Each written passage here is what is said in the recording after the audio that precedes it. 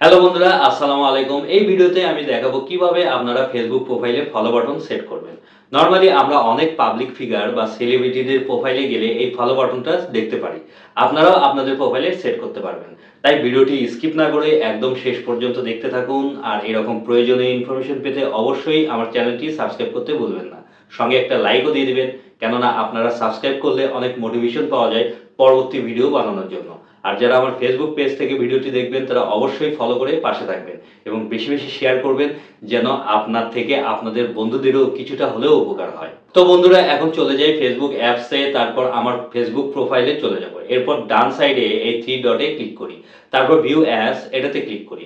এরপর এখানে দেখেন আমার প্রোফাইল শো করছে, মানে ভিউ অ্যাজ দিয়ে চেক করলাম অন্যরা আমার প্রোফাইল কিভাবে দেখতে পায়। এখানে দেখেন আমার প্রোফাইলে শুধু অ্যাড ফ্রেন্ড আর মেসেজ এই দুইটা অপশন শো করছে, কোনো ফলো বাটন শো করছে না।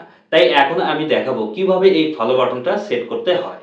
ফলো বাটন সেট করার জন্য প্রথমেই আমাদেরকে যে কাজটা করতে হবে তা হলো আমাদের ফেসবুক প্রোফাইলের প্রফেশনাল মোড অন করতে হবে।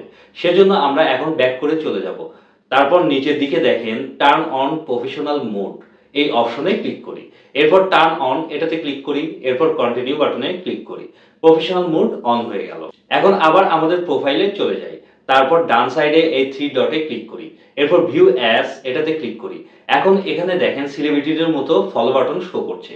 এভাবে আপনারাও আপনাদের প্রোফাইলে ফলো বাটন সেট করতে পারবেন। তো বন্ধুরা, ভিডিওটি কেমন লাগলো তা অবশ্যই কমেন্ট করে জানাবেন। আজকে এখানেই বিদায় নিচ্ছি। ধন্যবাদ সবাইকে। আল্লাহ হাফেজ।